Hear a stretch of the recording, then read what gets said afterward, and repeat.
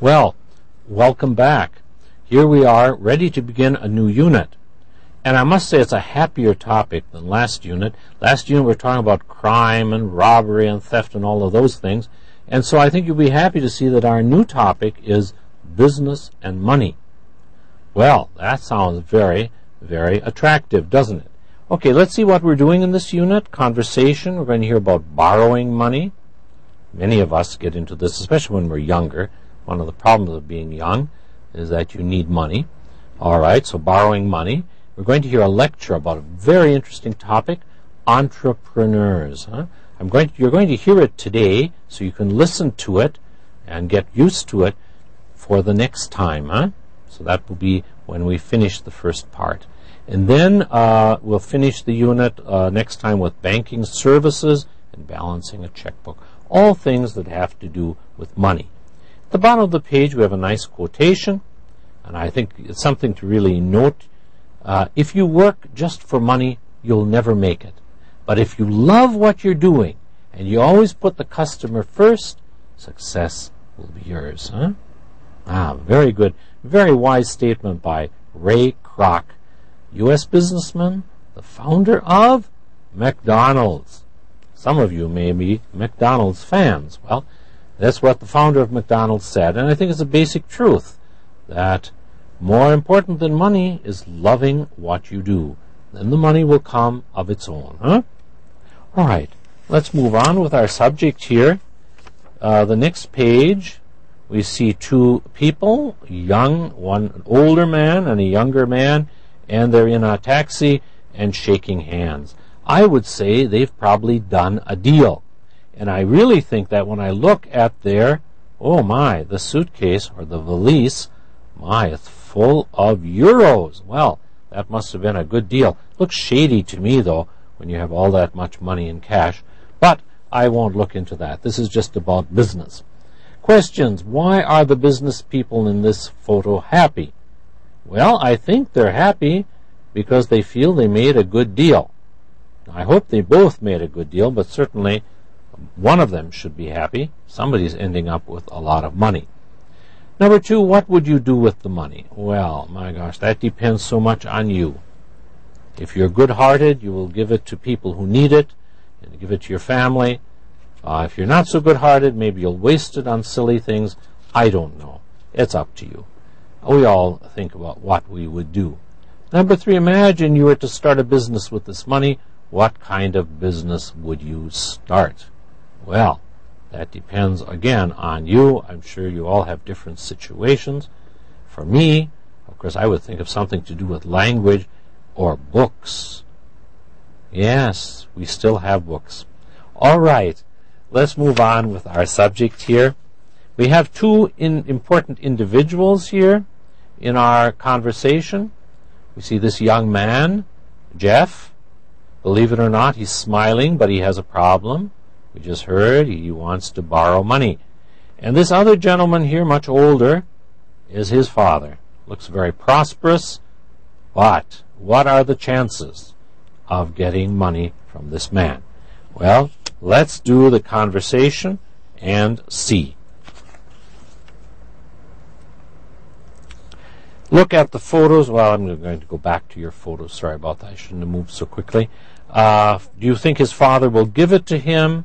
Why or why not? Most of my students don't think this man looks very likely to give money. He doesn't look that way. Is it easy or difficult to manage money? That depends on you. What do you do when you need more money? Well, I work harder, but no, it depends on your situation. Do you know anyone who works and goes to school at the same time? Well, I think maybe many of you are in that situation, and I give you credit for that. It's not easy, but it will pay off in the end. When I say pay off, I don't mean necessarily money only, but also in terms of your satisfaction. Now, we do have some vocabulary in this conversation, so we should look at that first. Our first vocabulary item is not a word, it's a long phrase, an arm and a leg. And we use this usually with money. Yeah, he paid an arm and a leg, or it costs an arm and a leg. We have our sentence, it's hard to live alone in the United States because everything costs an arm and a leg. Of course, that's an idiom, and we chose a lot of money. But notice we don't say, I have an arm and a leg. We say, oh my, that costs. That paid. Huh? It's usually when you're either receiving or getting money that you talk about an arm and a leg, okay? Don't say, please give me an arm and a leg, okay? It's an idiom. D is also an idiom, make ends meet, huh? Make ends meet. Well, this doesn't mean ends meet in this sense. It means in terms of income and outgoing money. So, Serena can't make ends meet because she doesn't earn enough money, meaning she's spending more than she's bringing in. Meet means that you earn enough to cover what you spend. And so we chose D, to pay all one's bills. Okay, that's the same thing, having enough money for your expenses. C is not a phrase, but again it's an idiom. Broke. We were broke. Now, it does sort of connect to the verb break, but it doesn't mean broken like this. It means you don't have money. We didn't go away on vacation last summer because we were broke. This is a bit colloquial. You wouldn't use this in formal writing, but very common. And so we chose C, without any money. If you're broke, then it's a hard life. Number 4, budget. This is not an idiom. This is a good vocabulary item, standard vocabulary item, a budget. A budget is something we reckon up. How much are we going to pay for this? How much for that? How much are we getting in? Governments have budgets. Companies have budgets. Maybe it's good for us to have budgets. I can't buy everything I want because I am living on a budget. And so from that context, we chose B, a plan for how to spend one's money each month. How many of you have a budget? It takes self-control. 5, income. Well, we used this word already. I think you know it. Again, a standard noun. With his 2 jobs, Tom has an income of $3,200 a month. And so we chose here F, all the money you receive for work or any other reason. That's income, the money coming in. So it's rather self-explanatory. Number 6, you don't earn much money as a server at a fast food restaurant. Well, that's true. Earn, okay, what is it? To receive money for work. Now, in this course, you will also earn, not money, but you will earn a grade. How do you earn it? By preparing well and by doing your lesson, knowing what you have to know. So we also say you earn a grade. You know, students sometimes ask me to say, well, why did you give me? I say, I don't give you the grade. You earned it. I just note it, huh? Okay? Yes, okay. So really, matter of earning. Okay? I like to give you my attention, give you my information, give you my every effort, but really the grade, you earn the grade, huh? That's what you get. Okay? Now, we're going to hear the conversation, but before doing that, these are some questions you should be able to answer from listening. What is Jeff's problem? What solutions does his father suggest? Why can't Jeff work more hours? How does Jeff feel at the end of the conversation? So just keep that in mind. I'm going to put that aside because I want you to listen totally, huh? Totally I want your ears to be working, okay? Here's the conversation. Dad. Hello? Hi, Dad. Jeff, how are you? I'm fine, Dad. How's Mom? Did she get over her cold? Dad? Yes, she's fine now. She went back to work yesterday. Jeff. That's good. Dad, I need to ask you something. Dad. Sure, son. What is it? Jeff. Well, the truth is I'm broke again. Could you lend me $200 just till the end of the month? Dad. Broke again? Jeff, when you moved in with Andrew, you said you could make ends meet, but this is the 3rd time you've asked me for help. Jeff. Okay, you're right. But what do you think I ought to do? Everything costs an arm and a leg around here. Dad, well, first of all, I think you'd better go on a budget. Make a list of all your income and all your expenses, and then it's simple. Don't spend more than you earn. Jeff, but that's exactly the problem. My expenses are always larger than my income. That's why I need to borrow from you. Dad, then maybe you should work more hours at the computer store. Jeff, Dad, I already work 15 hours a week. Dad, come on, Jeff. When I was your age, Jeff, I know, when you were my age, you were already married and working and going to school. Dad, that's right. If I could do it, why can't you? Jeff, because I'm not you, Dad. That's why. Dad, all right, Jeff, calm down. I don't expect you to be like me, but I can't lend you any more money. Your mother and I are on a budget too, you know. Jeff, maybe I should just drop out of school, work full time. I can go back to school later. Dad, I wouldn't do that if I were you. Jeff, yeah, but you're not me, remember? It's my life. Dad, all right, Jeff, let's not argue. Why don't you think about this very carefully and call me back in a few days? Yes, Dad. All right, goodbye, son. Bye. Does that sound familiar? Well, when you have children, it'll all sound familiar. Okay, what is Jeff's problem? He's broke. He needs money. That's why he's calling his father. What solutions? Do you remember the solutions his father suggests? There are two solutions he suggests. First of all, make a budget, one of our vocabulary. And the second, work more hours. Okay, those were the two suggestions. Okay, of course, Jeff doesn't agree with either of them, but those are the suggestions of the father.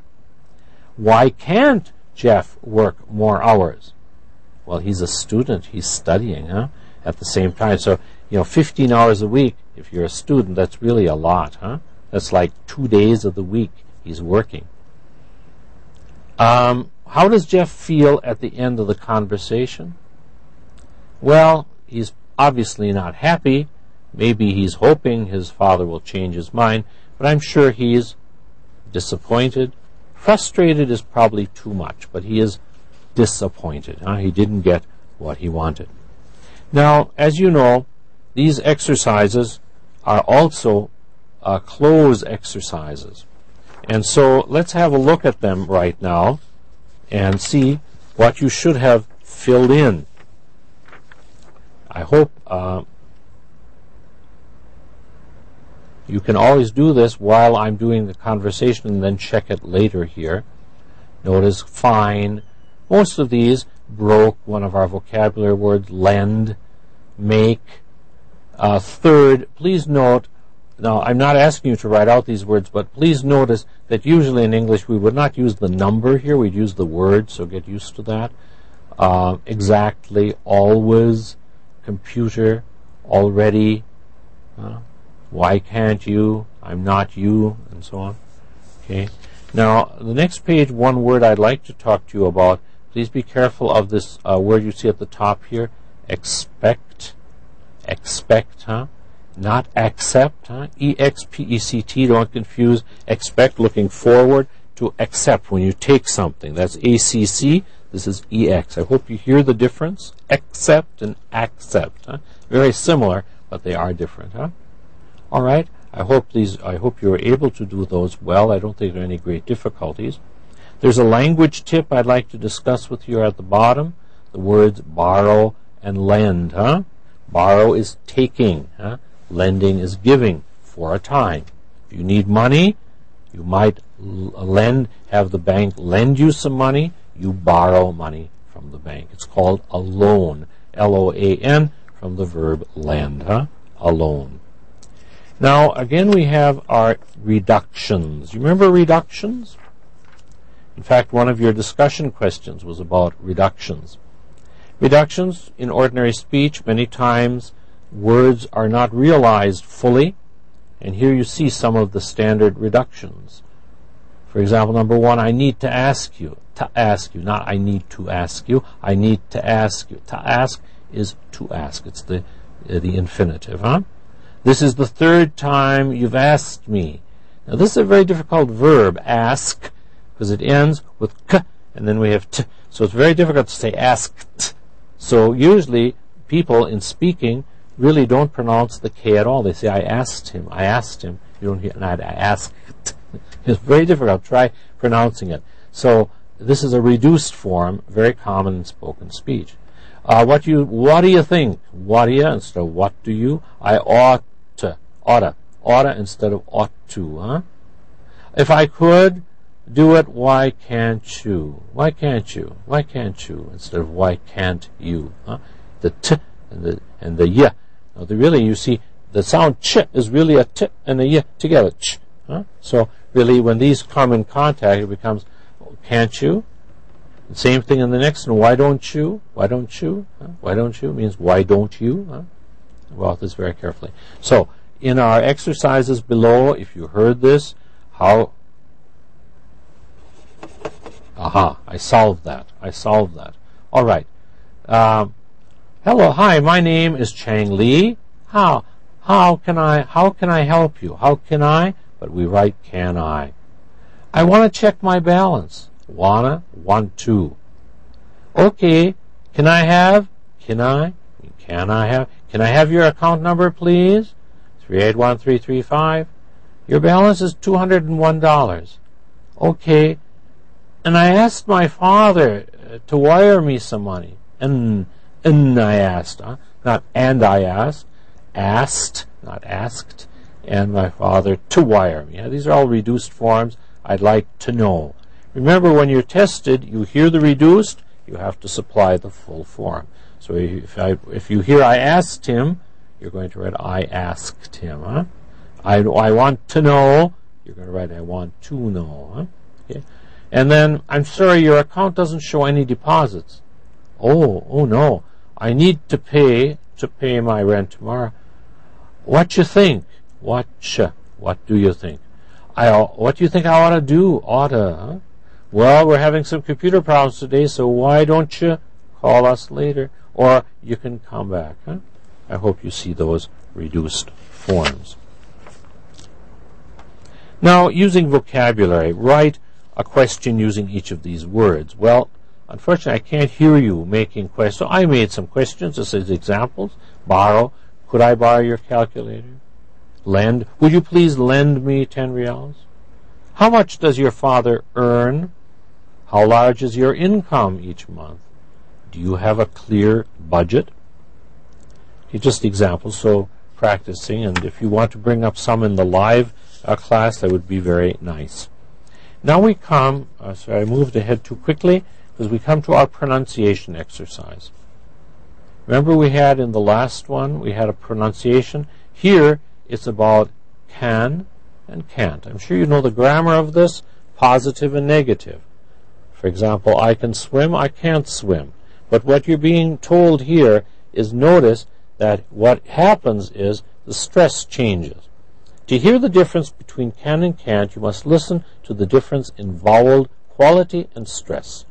Notice, number 1, you can buy a cheap house. You can buy. Stress on buy. Why? Because we have a modal and the base form. The base form has the meaning, so we always stress the base form. Huh? I can go to see him. I would go to see him. I will go to see him. I should go. Huh? Go. I should eat. I can eat. Huh? But notice when we negate it, we have the negative form, then we put stress on both. You can't buy a cheap house.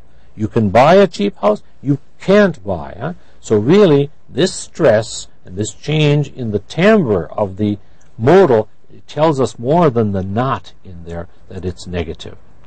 Now, your job will be to be able to hear whether it's negative or positive. Huh? Notice our compared forms, affirmative and negative. Jeff can work more hours at the computer store. Jeff can't work more hours at the computer store. I can lend you more money. I can't lend you more money. 3. Jeff can go back to school later. Jeff can't go back to school later. Now we're going to have some exercises where you hear sentences, and it would be your job to hear if these sentences are negative or positive from what you hear. Let's review them together. We have 9 of them. Number 1, Sue can pay her bills by herself. Your can pay was affirmative. Jeff can't work and study at the same time. Negative. I can't find my wallet. You can pay with a credit card here. You can't open an account without identification. Anna can't work in the United States. 7, I can lend you $5. 8, we can't make ends meet. 9, you can apply for a loan at the bank across the street. Now, it might be a nice exercise for you now to close your eyes later when you listen to this lecture and to hear the difference, so you're not just looking at the difference. Now, we have an exercise here, a class exercise about abilities, and you're asking someone else, 2 of you together, whether they can do these things. I just supplied rather randomly what is a possibility. If we were doing this as a pronunciation, would be he can bake a cake, he can't stand on his head and his or her head, he can do a handstand, can water ski, he can snowboard, he can't sing, he can ice skate, he can't drive a stick-shift car, he can't pilot a plane, he can understand our teacher, he can understand TV news in English, he can't run a mile, he can't run a marathon, he can speak Latin. So please listen to those later and check them to be able to hear the difference between them. Now that ends our work in the first part, but you remember, as I've told you, in each unit now we have a passage. And the passage for this unit is this one about entrepreneurs. You saw that word before. I'm going to put it back in front of you so that you see it there. You see this word, entrepreneur. It's a strange word. It's taken from French. That's why it sounds strange. And we're going to hear now, you're going to find out what are they and what they do and their characteristics. So this is one of your main passages. Every unit we have one passage. So I'm recording it now for you so you can listen to it and be prepared for the next time when we use that information in our work in the class. Okay, are you ready to listen to a lecture about entrepreneurs? Good afternoon. How many of you know the name Jeff Bezos? That's spelled B-E-Z-O-S. Jeff Bezos. Probably none of you. But maybe you've heard about Amazon.com. Amazon.com, a well-known website. Have you heard of that? Well, Amazon is the world's first and largest internet bookstore. And Jeff Bezos is the man who started Amazon back in 1995. So that's who Jeff Bezos is, the man who started Amazon.com. 5 years later, in 2000, Amazon was serving millions of customers in 120 different countries. Amazing, right? And this is the reason why. In 1999, Jeff Bezos was selected as Time Magazine's Person of the Year, a very great honor. So we've heard the word entrepreneur. Now, Jeff Bezos is not the topic of my lecture today. I introduced him as an example of my topic because my topic is entrepreneurs. Now, this is a strange word. It's spelled E-N-T-R-E-P-R-E-N-E-U-R-S. If you know French, it will not be strange, because you know French, prendre means to take, and preneur is the person who takes. But if you don't know French, it looks strange. It's a French word, and it means, in English, a person who starts a completely new business or industry. Someone who does something no one else has done before. Someone who does it in a new way. And Jeff Bezos is an example of an entrepreneur. Entrepreneurs like Jeff Bezos are highly respected today, and I think around the world. So in today's lecture, I want to talk about three things. First, the characteristics of entrepreneurs. What kind of people are they? Second, the kind of background they come from.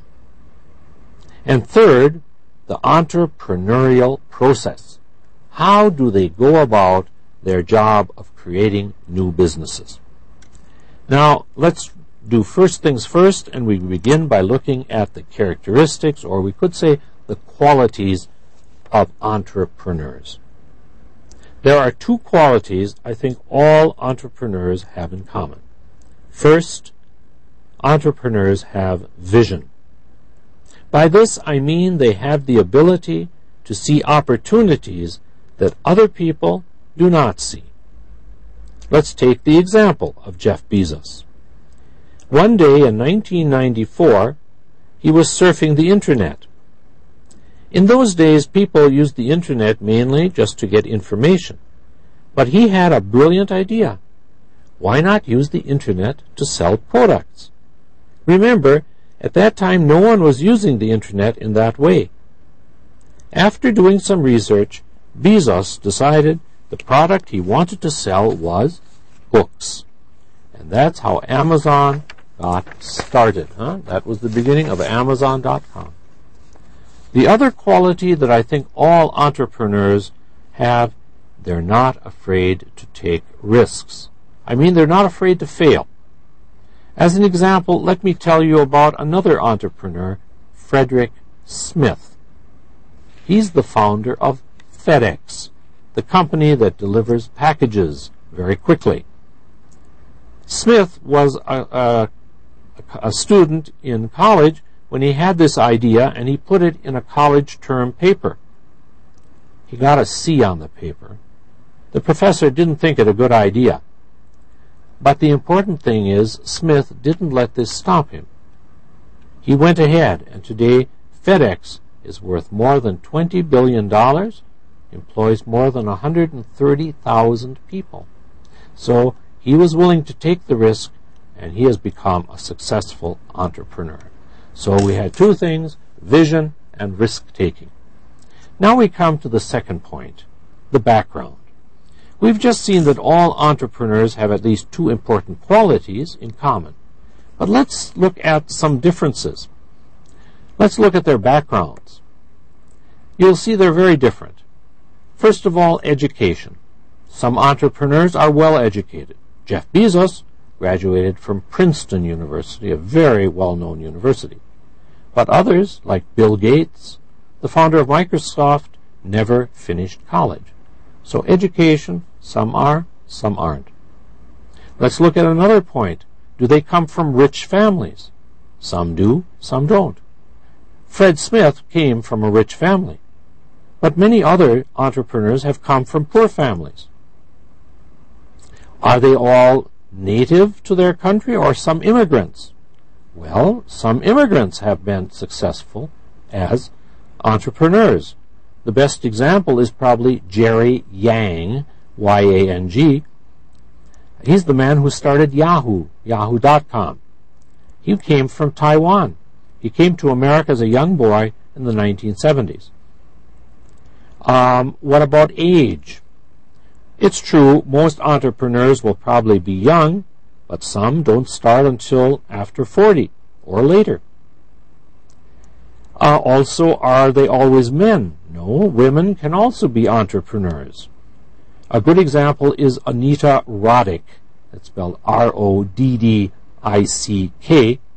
She's the founder of The Body Shop. I'm sure you know this well-known cosmetics shop.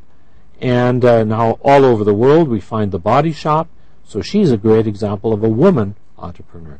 Point, entrepreneurs from all kinds of backgrounds. You can be an entrepreneur. So to conclude this section, just realize many different backgrounds. Now the last thing we want to look at is the process. How do these people go about it? Well, there are 6 basic steps. Most entrepreneurs follow these to start a business. First, you have to identify a problem, identify a need, something that will be a good idea. Then you have to think of the solution. How can you solve this problem or this need? Those are the first two steps, and once you're there, you know the basic area that you're in. But still, step 3, you must prepare a business plan. You must think about equipment, location, financing, marketing, many details in order to start a new business. You have to do some planning. This can take months, maybe years. Next, you need to put together a team. You can't work alone. You have to hire the right people to get your idea off the ground. Once you've done that, you can do the 5th step, and that is test marketing. You try it out. You don't produce a lot. You produce a sample and see how it goes. And if it's successful, you can go to the final step, and that is raising capital. Of course, you know capital is money used for business. And so once you get this far, then probably, unless you're very rich, you will need to raise capital. Go to a bank or friends or someone in order to get the necessary money. Now, we've talked about 3 things. We talked about aspects of an entrepreneur, background, and the process. But in conclusion, I'd merely like to say that entrepreneurs are cultural heroes today, like movie stars or sports heroes. Because starting with a dream and working very hard, these people create companies that solve problems. They also provide jobs for millions of people. And many of us have an easier and more pleasant life because of them. So whenever you order a book from Amazon, you buy makeup from the Body Shop, say thanks to those entrepreneurs who created those companies. End of lecture. Thank you.